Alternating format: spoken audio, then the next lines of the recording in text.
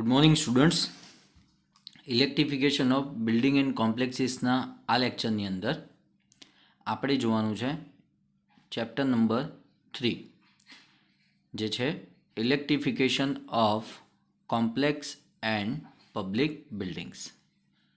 સૌપ્રથમ વાત કરીએ ઇન્ટ્રોડક્શનની. તો આ ચેપ્ટરની અંદર કયા પ્રકારના બિલ્ડિંગ કે હોટેલ્સ, હોસ્પિટલ્સ,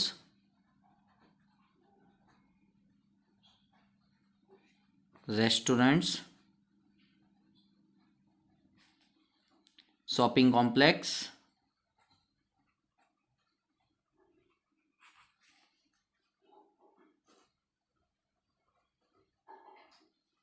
તથા ચર્ચ અને સ્કૂલ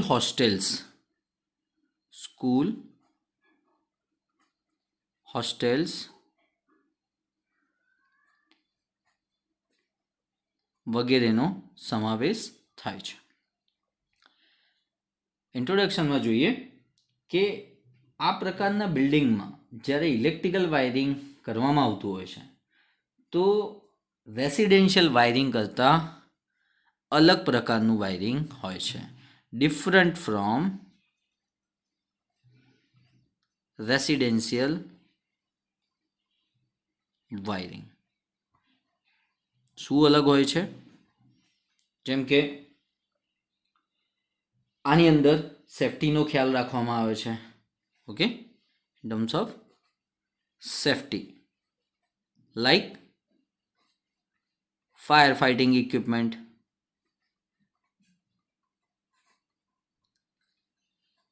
સ્મોક ડિટેક્ટર. ઓકે, રેસિડેન્શિયલમાં આ બધા વસ્તુઓની જોગવાઈ હોતી નથી.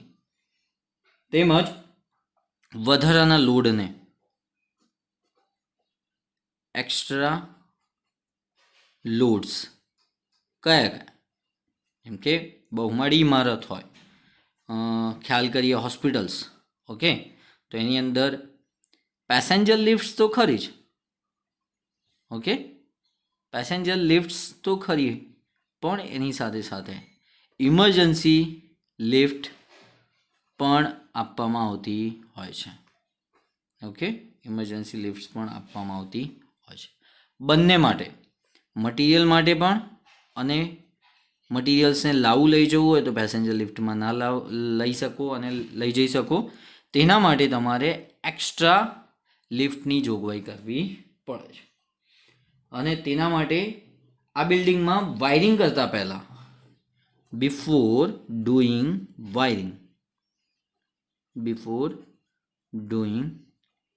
વાયરિંગ, તેના wiring diagram, prepare wiring diagrams, circuit diagrams આ પ્રિપેર હોવા જોઈએ. ઓકે, ત્યારબાદ જરૂરી મટીરિયલ્સની યાદી તૈયાર કરવામાં આવે છે. Then list out required materials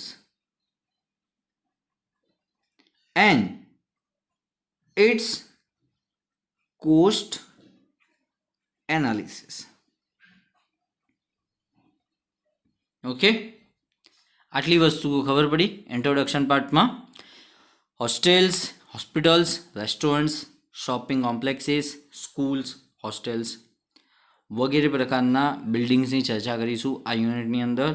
તો કઈ રીતે અલગ હોય છે, different from the residential wiring, કઈ રીતે સેફ્ટી ઇન્ક્લુડ થાય, જેમ કે fire fighting equipment, smoke detector systems etcetera. ત્યારબાદ લોડ પણ એક્સ્ટ્રા હોય છે. ઓકે, જેમ કે passenger lifts, emergency lifts, materials માટેની એક્સ્ટ્રા લિફ્ટ્સ.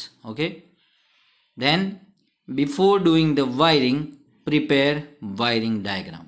સૌથી પહેલાં ડાયાગ્રામ અને સર્કિટ ડાયાગ્રામ તમારી પાસે હોવું જોઈએ. મોટું બિલ્ડિંગ હોય તો તમારી પાસે બ્લુ પ્રિન્ટ્સ હોવા જોઈએ. Okay, then list out the material requireds. કયા પ્રકારનું મટીરિયલ જોઈએ એ તમારે લિસ્ટ આઉટ કરવું. એ લિસ્ટ આઉટ કરો એટલે તમને ખબર પડી જાય કે what was the cost coming for this project. Particular project પૂરો કરવા માટે કયા પ્રકારની કોસ્ટને તમારે ગણવી પડશે. ઓકે, તો આ રીતે આના પછીનો એક ટોપિક જોઈએ કે જે છે આટલું ઇન્ટ્રોડક્ટરી જોયા પછી હવે આપણે ઇન્સ્ટોલેશન કોમર્શિયલ અને પબ્લિક બિલ્ડિંગ માટે કયા પોઈન્ટ્સ તમારે જોવા પડે એ પોઈન્ટ્સ જોઈશું. અને આજના લેક્ચરમાં કમ્પેરિઝન જોઈશું કોમર્શિયલ અને રેસિડેન્શિયલ વાયરિંગ. ઓકે, તો ચાલો વધીએ નેક્સ્ટ ટોપિક તરફ. તો electrical installations for commercial and public building માટે જોઈએ કે કોમર્શિયલ અને પબ્લિક બિલ્ડિંગમાં કયા પ્રકારનું ઇન્સ્ટોલેશન્સ અસ્તિત્વમાં આવતું હોય છે. મેઇન જોઈએ તો 5 પ્રકારના ઇન્સ્ટોલેશન્સ હોય છે. Electric service and supply. Okay, આ પ્રકારના બિલ્ડિંગને સપ્લાય ઇલેક્ટ્રિસિટી બોર્ડ અથવા યુટિલિટી કંપની પૂરો પાડે છે. કંપની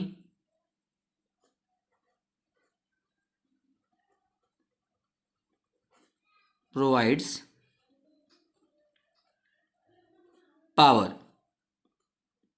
અથવા યુટિલિટી પ્રોવાઇડ્સ પાવર. સપ્લાયર્સના ડિસ્ટ્રીબ્યુશન બોર્ડમાંથી ટેપિંગ અથવા કનેક્શન લઈને કન્ઝ્યુમરને સપ્લાય આપવામાં આવે છે. બાય ટેપિંગ ઓર ડાયરેક્ટ કનેક્શનથી આને સપ્લાય આપવામાં આવે છે કન્ઝ્યુમરને. ત્યારબાદ તે ઓવરહેડ હોઈ શકે અથવા અંડરગ્રાઉન્ડ સર્વિસ લાઇન હોઈ શકે છે. કયા પ્રકારની? ઓવરહેડ સર્વિસ લાઇન અથવા અંડરગ્રાઉન્ડ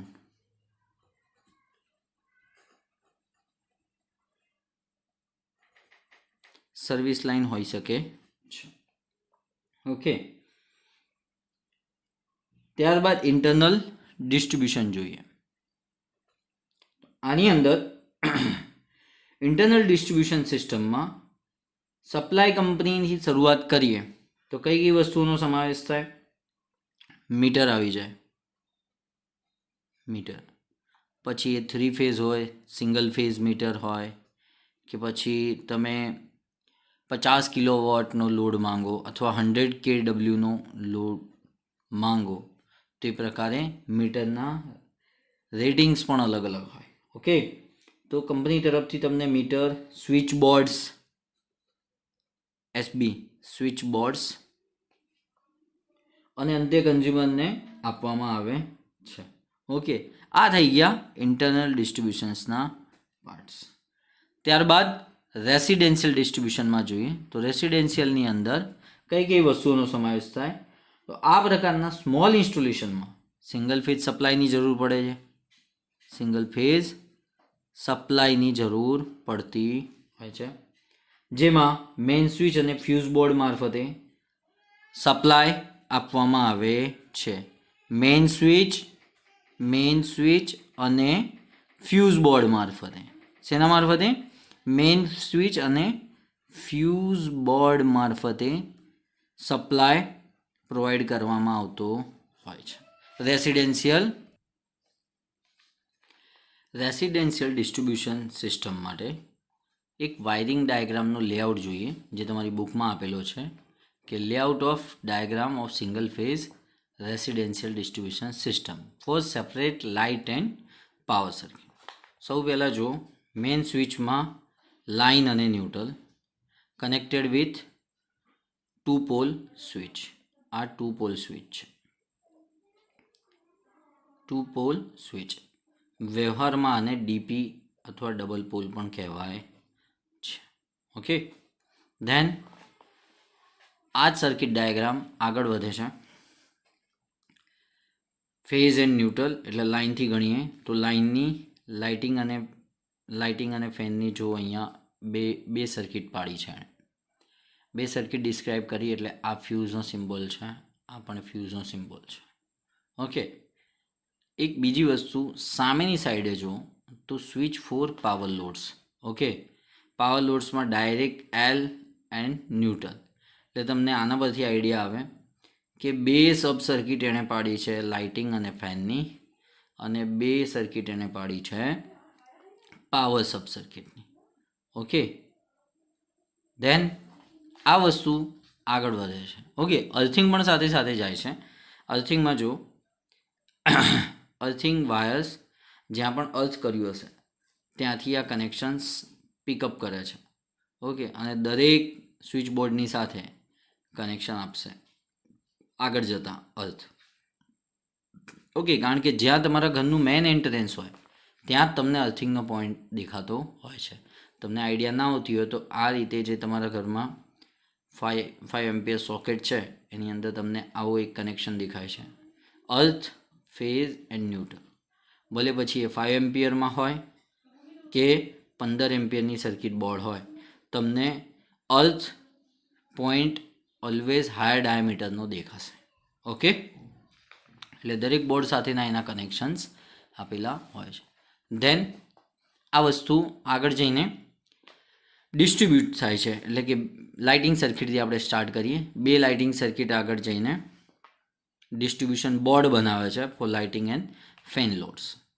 સેમ સામેની સાઈડે વિભાજન થાય છે. તે વિભાજન બે સર્કિટ્સની વિભાજન ક્ષમતા આગળ વધીને તમે જો દેખાય છે તમને કે distribution board four power loads. એટલે અહીંયા 3 એસપીસ સિંગલ પોલ સ્વિચીસ એમણે આપ્યા છે આ પાવર માટેના અને આ લાઇટિંગ અને ફેન. આ બધાની સાથે લોડ કનેક્ટ કર્યો છે. આ ડાયાગ્રામ બતાવવાનો હેતુ શું છે કે કઈ રીતે એકચ્યુઅલમાં જોડાય છે. હું સૌથી પહેલાં તમને લાઇટિંગ સાથે બતાવું. તો જો ફ્યુઝિસ તો મૂક્યા જ છે એમણે, પણ ફ્યુઝની સાથોસાથ તમે એક વસ્તુ જુઓ કે એક સર્કિટ લઈએ આપણે કે જેમ કે આ કનેક્શન આગળ વધે છે, આ કનેક્શન જ્યારે આગળ જાય છે તો કેટલી વસ્તુઓ સાથે આ જોડાયેલી છે. જો લેમ્પ સ્વિચ સાથે કનેક્ટેડ છે, 5 ampere switch. Okay, than S6, S4, S6 એટલે સ્ટાર્ટ ફ્રોમ તમે જુઓ ને તો S1, then 15 ampere socket outlet because of power sub circuit. Power sub circuit હોવાને કારણે એવું કહી શકો તો તમે ડ્રોઈંગ હોલની અંદર કોઈ એસીનો લોડ હોય તો એના માટેનો આ કનેક્શન છે. ધેન આ કોઈ ડ્રોઈંગ હોલ છે, બે એસીનો પોઈન્ટ મૂક્યો છે. ઓકે, ત્યારબાદ આગળ જોઈએ તો પછી તો લાઇટિંગ સર્કિટ્સ ડિસ્ટ્રીબ્યુટ કરી છે S1, S2, than come for S3. આની અંદર મેન્શન નથી કર્યું ક્યાંય એવું. ઓકે, આવી રહ્યું S3 સ્વિચીસ આવી રહ્યું, એ પણ પાવર સબ સર્કિટ માટે. એટલે તમે સમજો કે 15 એમ્પિયરના સોકેટ ગણ્યા છે અને અહીંયા 5 એમ્પિયરનું સોકેટ આની અંદરનું મૂક્યું છે. તમે 15 એમ્પિયરના સોકેટમાં પણ 5 એમ્પિયર પિન સોકેટ જોતા હશો. હવે લાઇટિંગ સબ સર્કિટ્સ કઈ રીતે મૂવમેન્ટ કરી છે તો જો S1, S2, S3, S4 light સાથે, પછી આગળ વધતા સ્વિચ S6 સાથે, એટલે ફેઝ વાયર અહીંયાથી બ્રેક થાય તો એ લૂપ કર્યો છે. તમે દેખાય છે આ વસ્તુ આગળથી જ લૂપિંગ થઈને આવી રહી છે.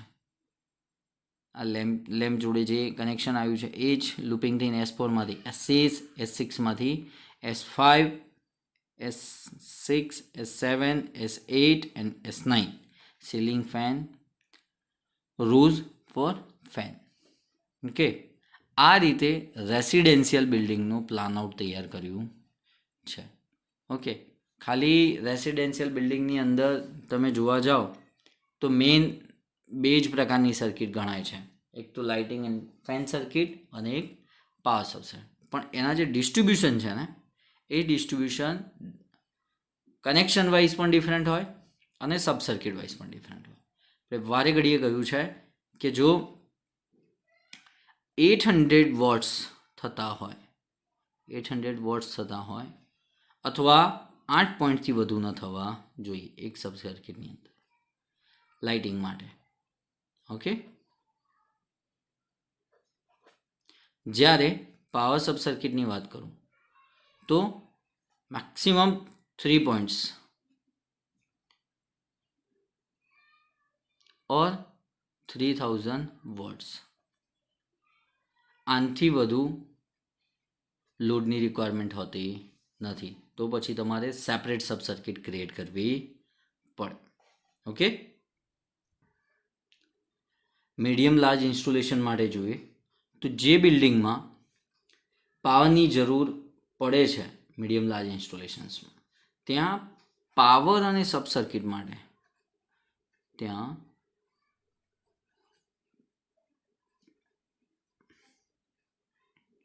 લાઇટિંગ, સબ સર્કિટ માટે 3 ફેઝ સપ્લાય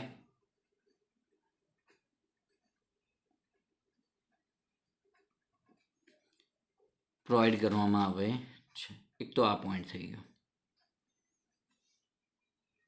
ઓકે, ત્યારબાદ 3 ફેઝ સપ્લાય આપ્યો છે તો ડિસ્ટ્રીબ્યુશનમાં 3 ફેઝ 4 વાયર હશે. 3 phase 4 wire because of neutral ડિસ્ટ્રીબ્યુશનમાં. તો લોડ બેલેન્સ હોવો જોઈએ. લોડ ઓલવેઝ બેલેન્સ પ્રકારનો હોવો જોઈએ. ઓકે, આ જોવા માટે કે લોડ બેલેન્સ છે કે નહીં તમને ખ્યાલ હોય તો એક 3 ફેઝ મીટર પણ મૂકવામાં આવે છે. 3 ફેઝનું મીટર, એ પછી વોલ્ટ, એમ્પિયર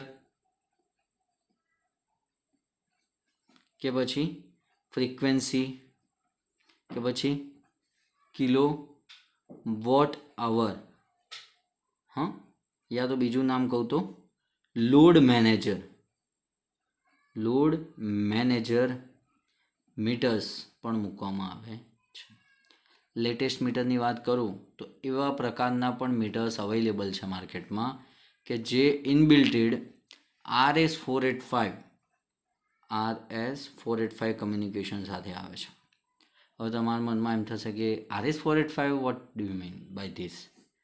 તો જે જગ્યાએ પણ પ્રિમાઇસીસ છે એ પ્રિમાઇસીસની અંદર લોડિંગ કન્ડિશન કઈ છે, હાલમાં બ્રાન્ચ ચાલુ છે કે બંધ છે, ઓકે, ચાલુ છે તો કેટલા એમ્પિયરનો લોડ લઈ રહી છે, એ બધું જ રિમોટ લોકેશનથી, એટલે સપોઝ ગાંધીનગરમાં એ બ્રાન્ચ હોય, ગાંધીનગરમાં જો એ બ્રાન્ચ અવેલેબલ છે સેક્ટર 22માં, તો એની હેડ ઓફિસ જો મુંબઈમાં હોય તો ત્યાં બેઠા ઓનલાઈન RS485ની મદદથી બધા જ ડેટા મેળવી શકે છે કે હાલના પ્રેઝન્ટ ડેટા શું બોલે છે.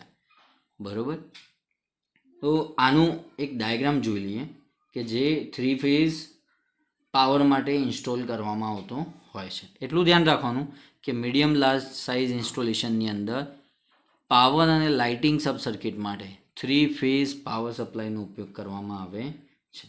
જેટલા પણ આજે આપણે ડાયાગ્રામ જોઈએ છે એની અંદર એક ઇમ્પોર્ટન્ટ ડાયાગ્રામ આવશે જે આપણે આજે ક્વેશ્ચન 1 તરીકે લખવાનો છે. હું તમને ઇન્ડિકેટ કરીશ.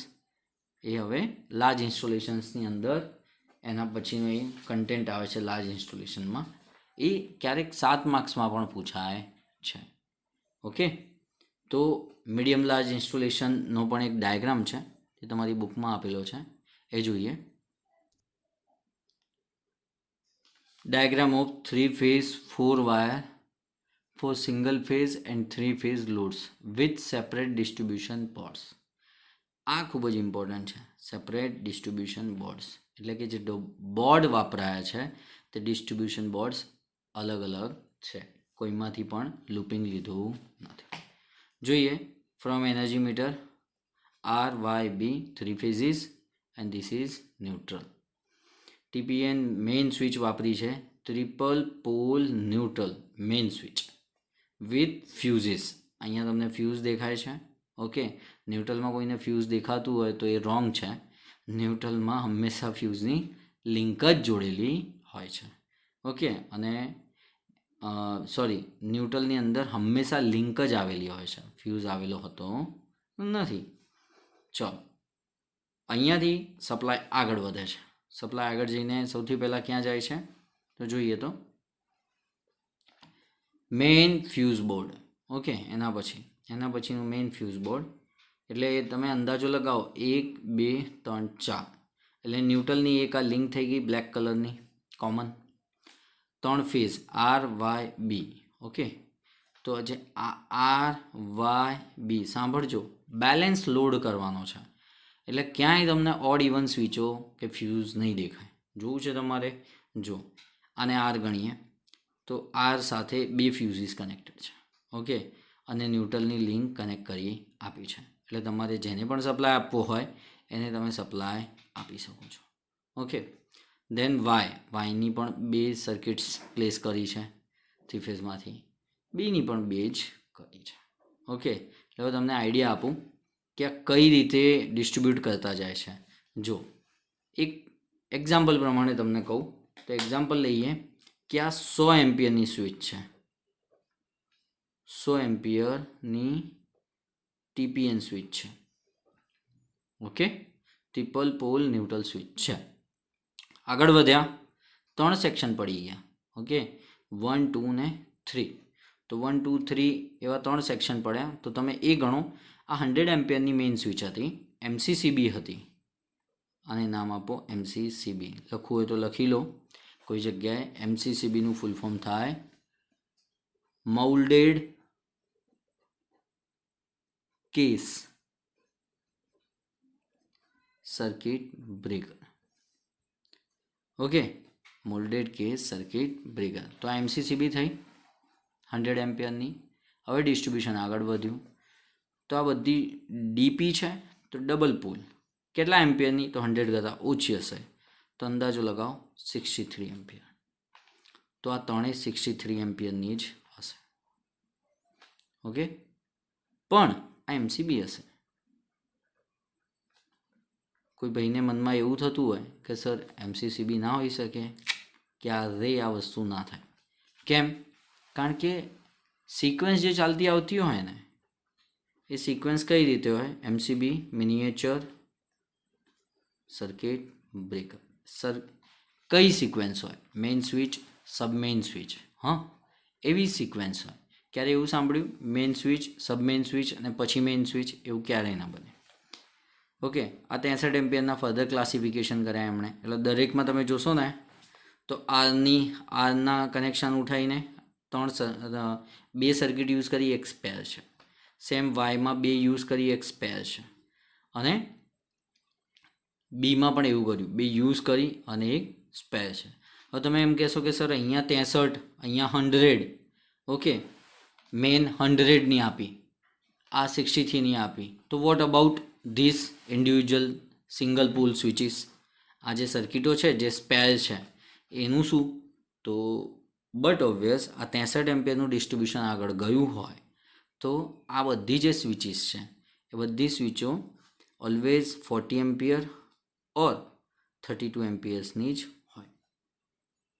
ખ્યાલ આવે? 32 એમ્પિયર્સની હોય. હવે પછી આ આર હોઈ શકે, વાય હોઈ શકે, ના બી હોઈ શકે.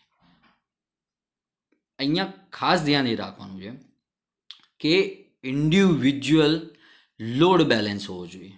તમે એમ કહેશો કે સર કઈ રીતે? તો જો 3 ફેઝ લોડ લખ્યો છે, 3 ફેઝ પાવર બોર્ડ, એટલે જેટલો પણ 3 ફેઝ પાવર લોડ આવતો હોય તમારો, બધું અહીંયાથી આર, વાય ને બી.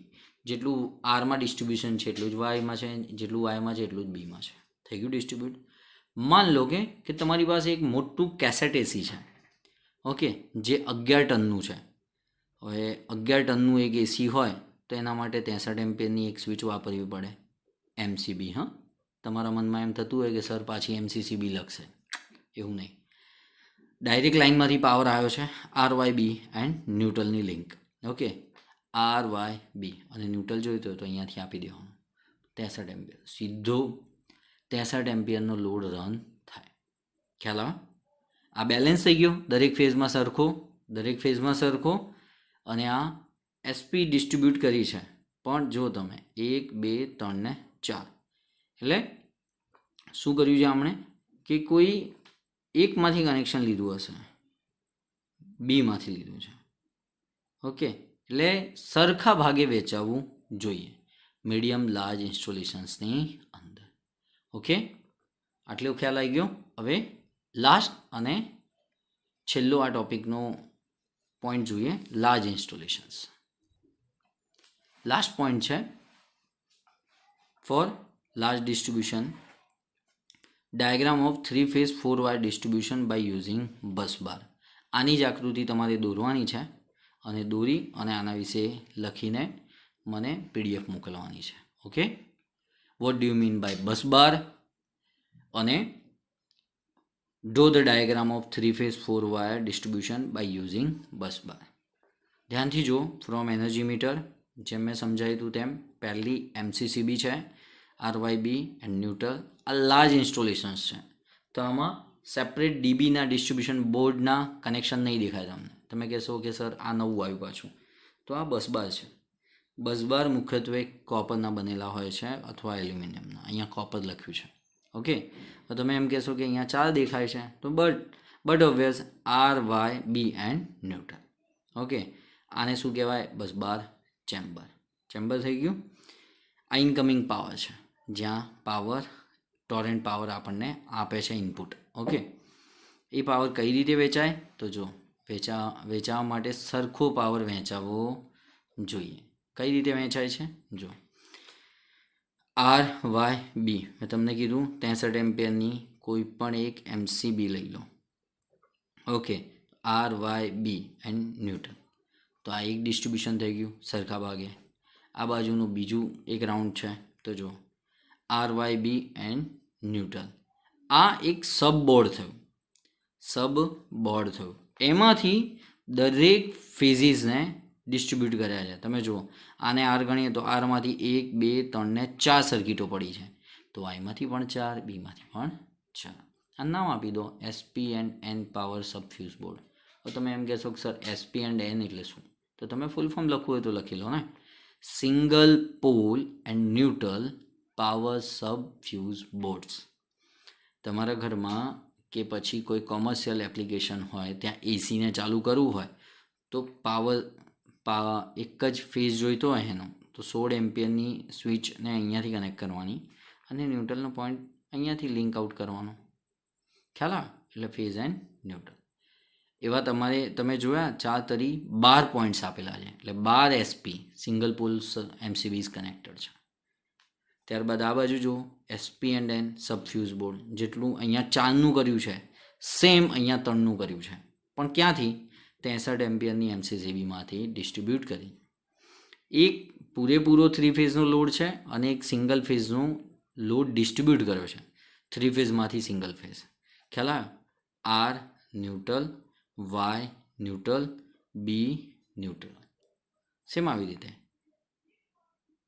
બી neutral, Y neutral, R neutral.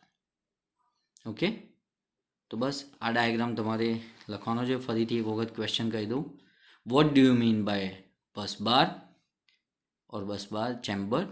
Draw the diagram of 3 phase 4 wire distribution by using bus bar. Okay, આજના લેક્ચર માટે આટલું જ.